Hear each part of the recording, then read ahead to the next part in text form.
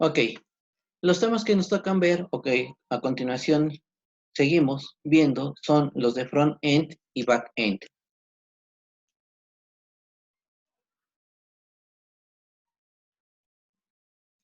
¿Qué es el front-end?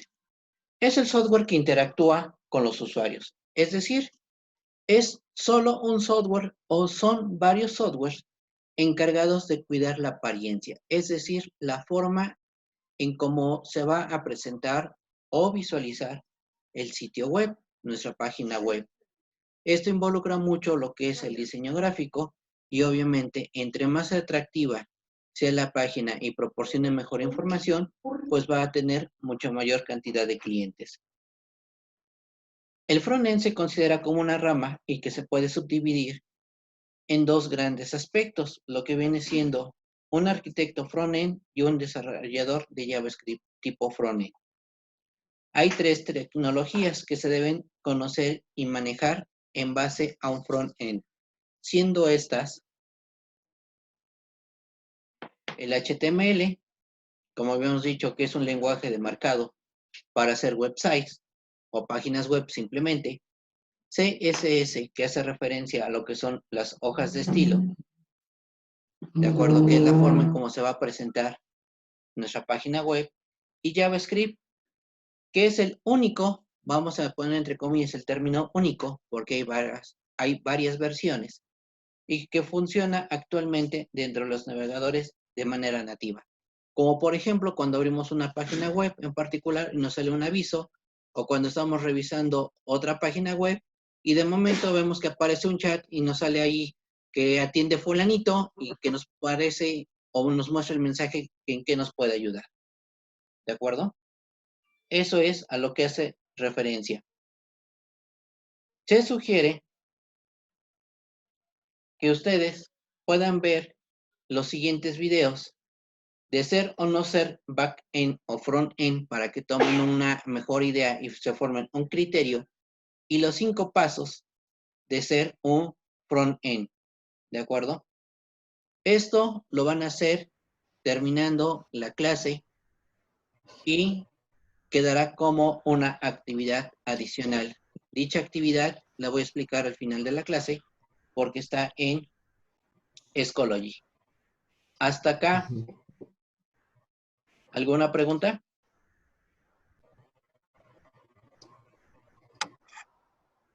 Habiliten micrófonos, de favor.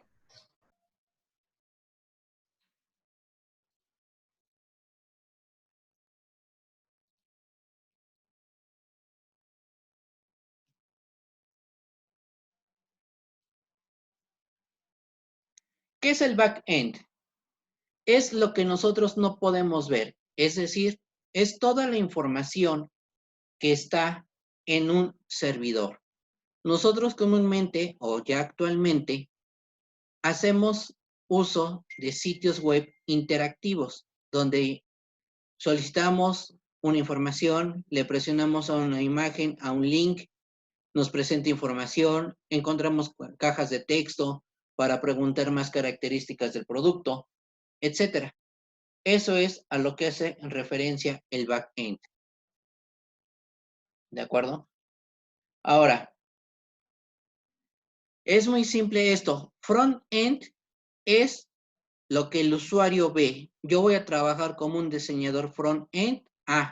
Entonces mi trabajo, mi actividad es desarrollar páginas web que va a visualizar el usuario, utilizar hojas de estilo para dar mejor presentación al usuario y diseñar los enlaces. Hasta ahí termina mi actividad como front-end. Si yo soy back-end, entonces voy a ser el encargado de escribir las rutinas, subrutinas y o procedimientos donde va a interactuar el usuario con el servidor. Por lo regular siempre son bases de datos. Como material adicional, les estoy colocando de igual forma un video de las características o del back-end en 5 pasos. ¿De acuerdo? Hasta acá. ¿Alguna pregunta? No, profe. No. Ok.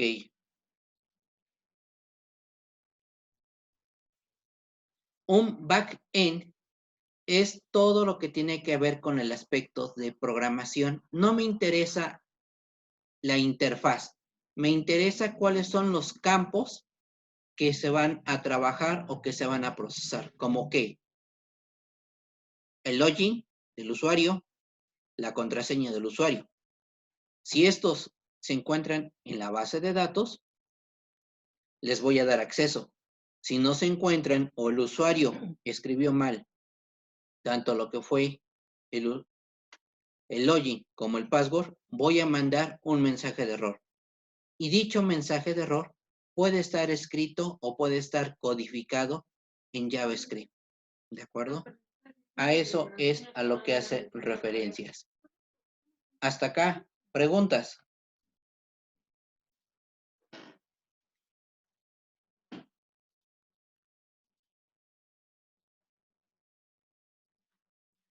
También ayer se había revisado a grandes rasgos los tipos de protocolos que existen, pero en particular vamos a hacer énfasis en el protocolo HTTP y HTTPS, ¿de acuerdo?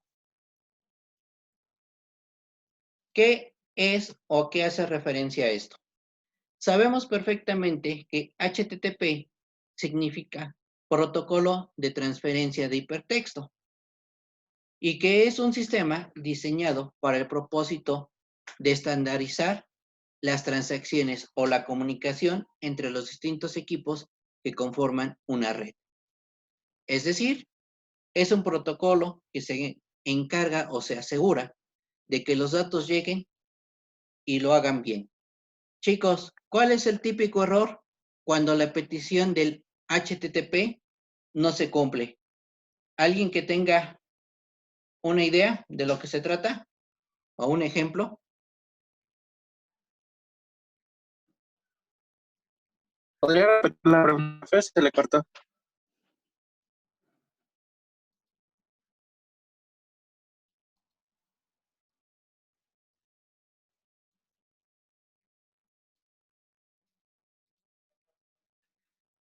Decía yo que HTTP es el protocolo de transferencia de hipertexto y su actividad principal es que las transacciones, llamadas o peticiones a la web se cumplen.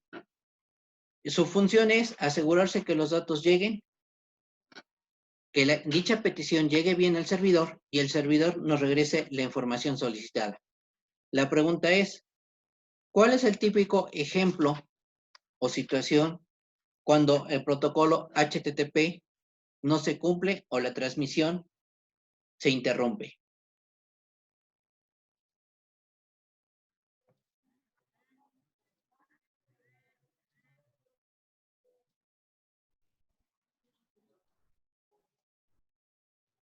También se dice que en base al protocolo de HTTP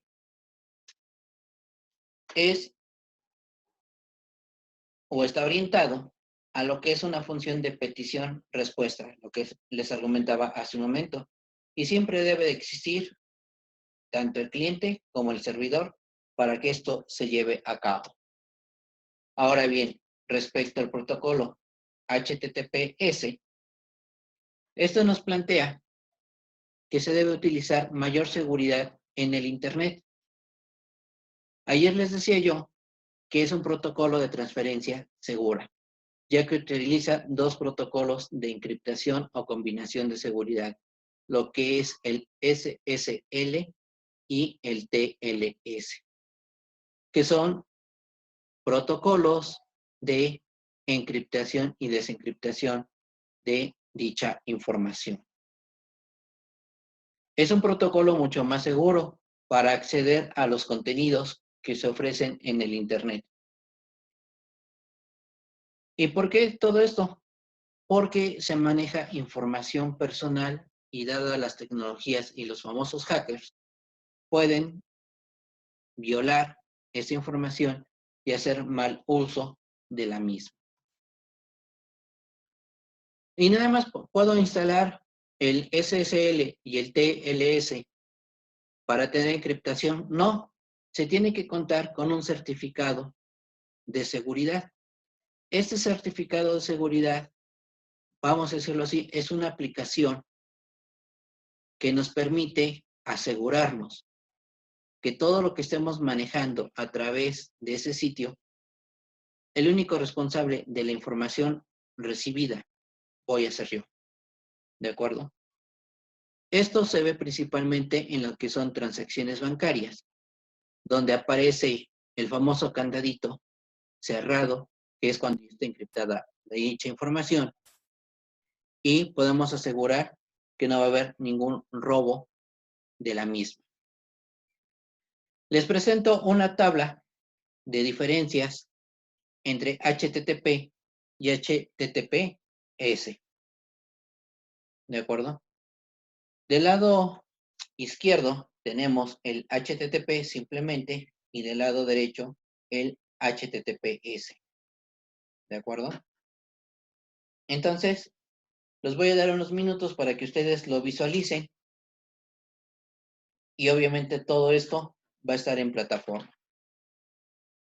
Y pasaré a hacer algunos comentarios o aclarar dudas acerca de este punto.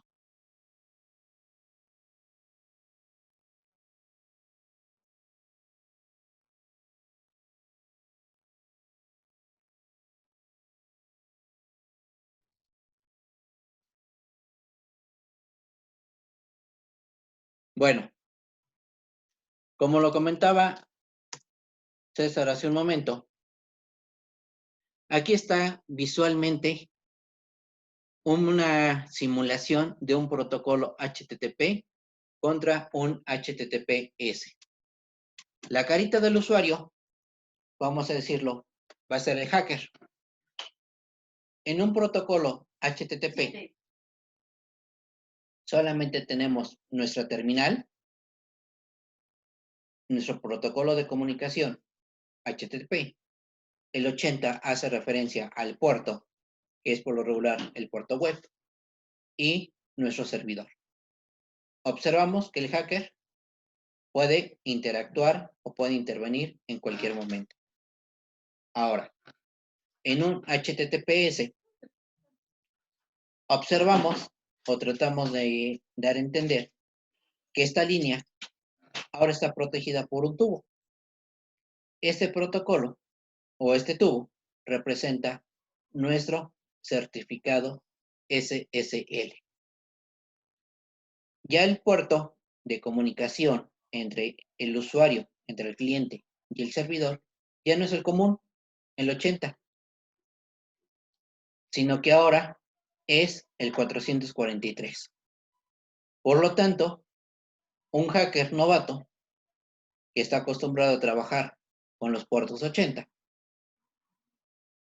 de aquí a que encuentra el puerto de comunicación 443, en base a que me otorga este certificado, va a pasar un cierto tiempo y tiene dos opciones. O desiste o le va a llevar mucho tiempo en encontrar el puerto de comunicación. Mientras, como tiene un certificado, cada vez o cada 24 horas, el puerto de comunicación cambia. Es dinámico. Mientras que en este caso se considera o es estático. ¿De acuerdo? Con esto se termina lo que viene siendo el tema de HTTP y HTTPS como protocolos.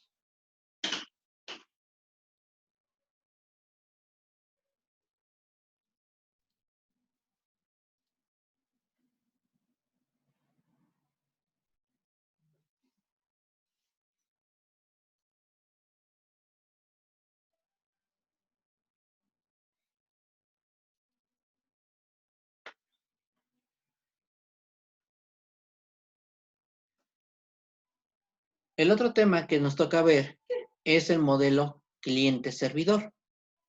Si se dan cuenta, ya había yo hecho o programado todo esto, más bien hecho para la clase del día de hoy y todo. Vamos a ver lo siguiente. Nuestro temario, ¿cuáles son los puntos que vamos a trabajar mientras vemos el tema cliente-servidor? Vamos a hacer una pequeña introducción, vamos a definir lo que es el cliente al servidor, ahora a un cliente-servidor y sus funciones del mismo. A manera de introducción, se dice que un cliente-servidor es un sistema distribuido con múltiples o entre múltiples procesos, donde hay diferentes clientes que solicitan servicios y servidores que los proporcionan. Una tecnología cliente-servidor puede implicar diversos tipos de productos y servicios basados en tecnología de punta y que permite la distribución de la información de manera ágil y eficaz a las diversas áreas de una organización, ya sean empresas de instituciones públicas y privadas. ¿De acuerdo? Ahora, cliente. Pues sabemos perfectamente que clientes somos todos nosotros. Cualquier persona que haga uso del Internet con el simple hecho de ejecutar la aplicación, el navegador y todo, se convierte en un cliente, ya sea de servicio de Internet o de intranet. Ah, ¿tengo que ejecutar mi navegador para una intranet? Sí, sí necesito ejecutarla. Aunque en vez de poner una dirección textual, Facebook, WhatsApp web, Twitter, en el intranet tengo que utilizar la dirección numérica 192.148.127.20, por decir algo. Ahí es donde se hace la diferencia entre la petición de servicio de Internet o intranet. Se dice que el cliente consta de una parte del servidor, mientras que un cliente y se puede ejecutar al mismo tiempo en diferentes sistemas. ¿A qué hace referencia esto? Yo tengo una computadora con Windows, entro al Facebook común y corriente. Estoy utilizando sistema Windows. Ah, pero bien o mal, tengo un iPhone, aunque sea viejito, un 5, un 6 de modelo. Tengo descargado el Facebook y también estoy ingresando. Ahí es donde hace referencia el segundo punto, que se puede ejecutar en el mismo o en diferentes sistemas, respecto a lo que es el cliente. Las funciones del cliente, ¿cuáles son? Administrar la interfaz del usuario, interactuar con el usuario, procesar la lógica de la aplicación y hacer validaciones locales, generar requerimientos de base de datos, recibir resultados del servidor y formatear resultados. ¿De acuerdo? Esto es lo que hace el cliente. Lean detenidamente estos puntos y vamos a discutirlos.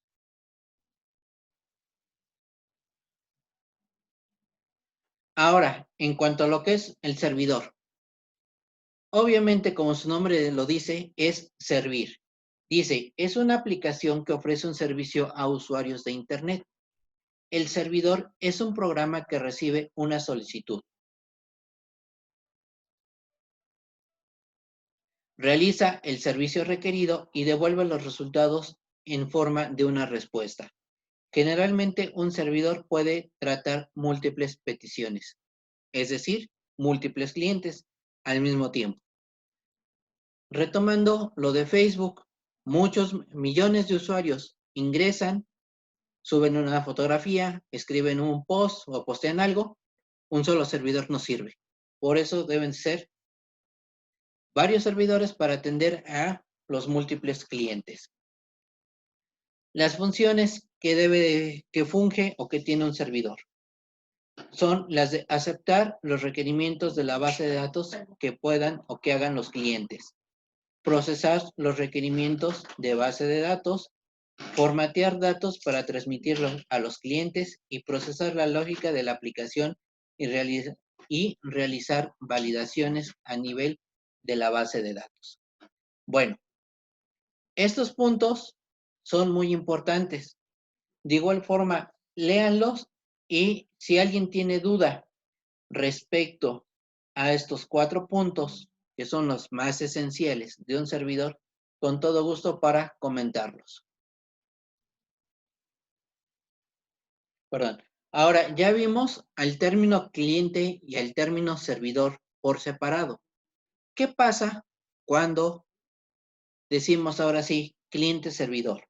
Bueno, es la tecnología que proporciona al usuario final el acceder transparentemente a las aplicaciones, datos y servicios de cómputo o cualquier otro recurso del grupo de trabajo a través de la organización y en múltiples plataformas. Existen varias definiciones, pero a nosotros solo nos interesan 2 y son el punto de vista conceptual y en términos de arquitectura. ¿De acuerdo? Estos son los 2 puntos que vamos a tomar nosotros. ¿A qué hace referencia la vista conceptual de un cliente servidor? Es un modelo para construir sistemas de información que se sustenta en la idea de repartir el tratamiento de información y los datos por todo el sistema informático, permitiendo mejorar el rendimiento del sistema global de la información. Es decir, la vista conceptual consiste en la estructuración de cómo se va a llevar a cabo el procesamiento o el manejo de las peticiones y las respuestas de las mismas. Si yo voy a ocupar Messenger de Facebook, mi servicio solamente me va a servir para enviar texto, me va a servir para enviar fotografías o imágenes, videos y audios. Entonces si yo envío un mensaje por Messenger, ¿se queda como publicado en el Facebook? La respuesta es no. ¿Por qué? Porque de manera conceptual el Messenger sería el término privado. De igual forma, si yo publico algo o escribo algo en el WhatsApp, ¿me va a aparecer publicado en el Facebook? No, aunque pertenezcan a la misma compañía, conceptualmente son servicios independientes completamente ajenos, aunque pertenezcan a la misma. Hasta acá, en base a este punto, ¿alguna pregunta? En cuanto a su arquitectura, se dice que los distintos aspectos que caracterizan a una aplicación, ya sea su proceso, almacenamiento, control y operaciones de entrada o salida de datos, en el sentido más amplio, están situados en más de un computador, los cuales se encuentran interconectados mediante una red de comunicaciones. ¿Qué significa esto? Que si yo fuera dueño, ojalá y así fuera por los millones de dólares que ya tuviera, dueño de Facebook, tienen servidores dedicados exclusivamente a Messenger, servidores dedicados exclusivamente a la parte de escritorio o a la parte visual de cuando se publica del Facebook, en el apartado exclusivamente de localizaciones, de videos, todo eso. También hace referencia a la arquitectura de cómo está organizada el Twitter, de cómo están organizados los servicios de WhatsApp. Ahora, gracias a Dios que tenemos ya el WhatsApp web, nos es más fácil tener abierto el WhatsApp con acceso a una PC, a una laptop y poder enviar archivos que antes que se tenían que hacer forzosamente por vía correo electrónico y que necesitamos tener abierto WhatsApp web en la otra terminal, digamos en el usuario que se le envió el archivo, para que lo pueda descargar e imprimir, siempre y cuando nuestro teléfono o nuestra tableta, dispositivo móvil en general, no esté asociado con alguno de estos servicios. A eso es a lo que hace referencia el término de cliente-servidor basado en la arquitectura.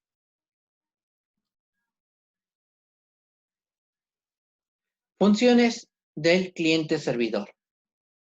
Manejar la interfaz del usuario, la captura y validación de los datos de entrada, generación de consultas e informes sobre las bases de datos. Por su parte, los servidores realizan, entre otras, las siguientes funciones: la gestión de periféricos compartidos, el control de accesos concurrentes a base de datos compartidas y enlaces de comunicación con las otras redes de área local o extensa. Estas son las principales funciones. Esto ustedes lo visualizan o lo manejan más firmemente en la clase de servidores y de sistemas operativos, cuando lo están configurando, los tipos de servicio que van a proporcionar, por ejemplo, el demonio o el servicio de correo electrónico, el servicio de páginas web o funcionalidades de servidor web, etc. Eso es a lo que hace referencia a esto. Y con esto termino lo que viene siendo las diapositivas de cliente-servidor. ¿Alguna pregunta, chicos? Ok. Ya estamos en Schoology, o más bien yo ya estoy en Schoology, y agregué 2 nuevas tareas. En aplicaciones web, que es la actividad 1.1, que aquí está definida, les estoy pidiendo ahora la siguiente información. Esperamos que cargue. Ahora sí está lento de mi lado. Bueno, si no puede cargar aquí, nada más lo leo. Dice que les pido que por favor investiguen la evolución de las aplicaciones web. Directamente, ¿por qué la evolución? Porque todo esto viene desde el año del 2000, 2005. Ahora sí ya cargó. 2000, 2005, cuando empezaron a darse las primeras aplicaciones web, o empieza a tener demanda el Internet hacia todos, porque estaba más liberado. Y quiero que hagan un tipo de resumen. Les recomiendo lo que viene siendo un mapa mental. Hay muchas aplicaciones gratuitas en Internet, no les voy a decir y ni les voy a pedir una en particular, porque luego lo diseñan y no pueden guardar el archivo, o no lo pueden salvar, o si lo salvan, les pone una marca de agua. No me importa, simplemente con que hagan un print screen de la pantalla donde hicieron su mapa mental acerca de la evolución de las aplicaciones web, lo peguen en su documento de Word y todo, eso es más que suficiente. La fecha de entrega límite es el día viernes 15 de mayo antes de medianoche, ¿de acuerdo? Eso es una de las tareas que adicioné en base a lo que tuvimos ayer comunicado. La otra tarea, la actividad 1.2 de sitios seguros, es en base a los protocolos HTTPS específicamente. Y lo único que les pido de tarea es que realicen una lista de 10 sitios seguros. Tienen que mencionarme el sitio, por ejemplo, si me voy a aventar mi golazo, santander.mx, que hace correspondencia o que corresponde a un banco. Y cuando ustedes ingresan, o la dirección que se tiene, pues es https santander.mx. ¿De acuerdo? Si se dan cuenta, las tareas están muy básicas, sencillas, no les lleva más de 10 minutos. ¿De acuerdo? Y en particular, la tarea de protocolo HTTPS se debe de entregar el día de hoy antes de medianoche. ¿De acuerdo? Esas son las 2 tareas que se agregaron. Ahora, sobre el foro.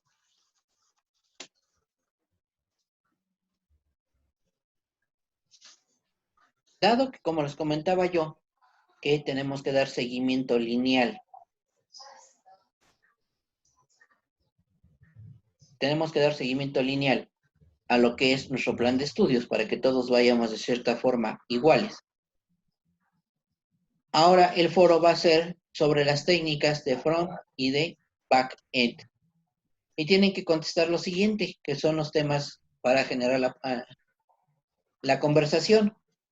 Si ustedes se dedican al desarrollo de sitios web, ¿qué técnica te gustaría desarrollar. Es decir, te quieres enfocar a la parte de diseño visual, que es la interfaz, diseñar páginas HTML y hojas de estilo, o te interesaría más desarrollarte en el término de programación con lenguajes PHP, Java, JavaScript, Ajax, Oracle, lo que ustedes quieran, y manejo de base de datos.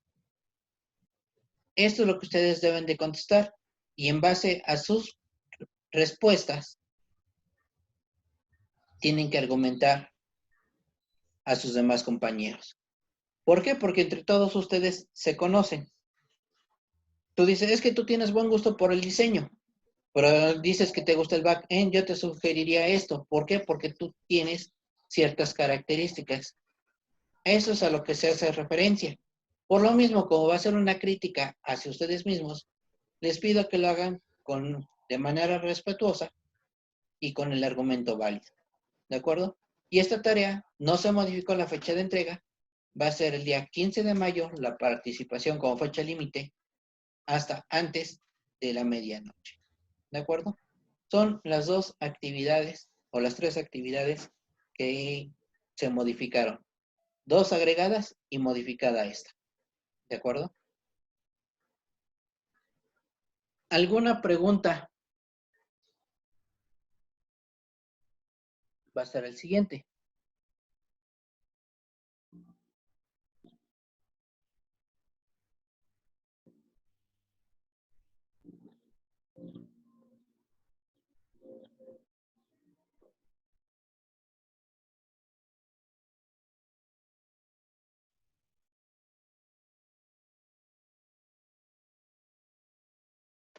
Con este tema termino la clase del día de hoy.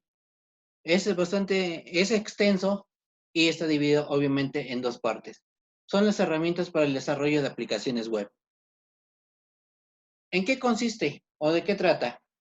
Dice que un sitio o aplicación web puede crearse utilizando diferentes tecnologías, que se dividen en dos grandes categorías. Tecnologías de cliente. Son aquellas que permiten crear interfaces de usuario y establecer comunicación con el servidor, basadas en HTML, CSS y JavaScript. En este caso, el navegador actúa como un intérprete. Y las tecnologías de servidor permiten implementar comportamientos de la aplicación web en el servidor. Los lenguajes de programación más utilizados son Java, EE, .NET, PHP, Ruby, on Rails, Python, Django, Groovy, Node.js, etc. Y pueden darse diferentes combinaciones entre los elementos estáticos y dinámicos, como son los siguientes: un cliente estático y un servidor estático, un cliente estático y un servidor dinámico, un cliente dinámico y un servidor estático, y un cliente dinámico con un servidor dinámico. ¿De acuerdo? Es a lo que hace referencia esto. ¿Cuáles son las características de un cliente estático y un servidor estático? Se dice que en este modelo, el navegador hace una petición al servidor mediante el protocolo HTTP. El servidor transforma la URL a una ruta y devuelve el fichero al navegador, que lo dibuja o lo renderiza, mostrando la estructura de la página en HTML y su contenido como fotos y videos. También la estática de su diseño gracias a los estilos CSS. ¿De acuerdo? Su principal característica, no hay ningún tipo de interacción. ¿De acuerdo?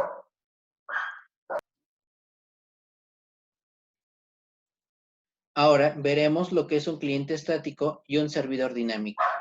Se dice que este modelo se compone de tres capas, ya que intervienen por el lado del navegador y del servidor web, pero también una base de datos asociadas a este último. Cuando el servidor recibe una petición, va a devolver el contenido del disco, del archivo o registro, que se ejecuta por el código, para generar los recursos dinámicamente. Este código normalmente realiza consultas a la base de datos para recuperar la información, generando la página HTML y contenidos de forma dinámica. Es decir, un cliente estático y un servidor dinámico es aquel sistema, vamos a manejar el término sistema, donde yo le digo, consulta cuántos productos hay con la clave 045. Y me va a mostrar un listado, pues se va a generar el listado de la información que va a obtener de la base de datos en base al criterio 045. O en el caso de nosotros como personas, que me devuelva de una base de datos, digamos del grupo, todas las personas que tengan de apellido López, en dado caso que hubiera uno o varios López dentro del salón. No tengo ese dato porque pues, obviamente las listas las tengo en otra forma, ¿de acuerdo? A eso es a lo que hace referencia el cliente estático y el servidor dinámico. Siguiente. Cuando un cliente, tanto el cliente como el servidor, cuando el cliente es dinámico y el servidor es estático, se dice que este contenido está alojado en el disco duro del servidor, obviamente de forma estática. Pero el cliente es dinámico porque las páginas incluyen código de JavaScript y que se ejecutan en el navegador. Este código de JavaScript puede realizar acciones y efectos gráficos, mostrar y ocultar información, desplegar elementos interactivos y adaptarse a los contenidos. Bueno, ¿qué pasa con esto? ¿A qué hace referencia? Gracias a Dios tenemos celulares inteligentes y todo lo que podemos ver en nuestra laptop, en una PC de escritorio o en la tableta, no importa el tamaño, no importa la resolución. Si yo accedo desde mi móvil, me va a aparecer lo mismo, pero presentado de diferente forma. Tal vez el menú textual que dice altas, bajas, consultas, modificaciones, ya no me van a aparecer los títulos. Sin embargo, me va a aparecer un cuadrito, ya sea en la esquina superior, izquierda o derecha, con 3 o 4 líneas, que a la hora que le doy clic a esas 3 o 4 líneas, a ese iconito, me va a desplegar una ventana con las opciones de, por ejemplo, altas, consultas, modificaciones. Eso es a lo que hace referencia esto, donde el cliente es dinámico, pero el servidor es estático. ¿De acuerdo? Preguntas sobre este punto.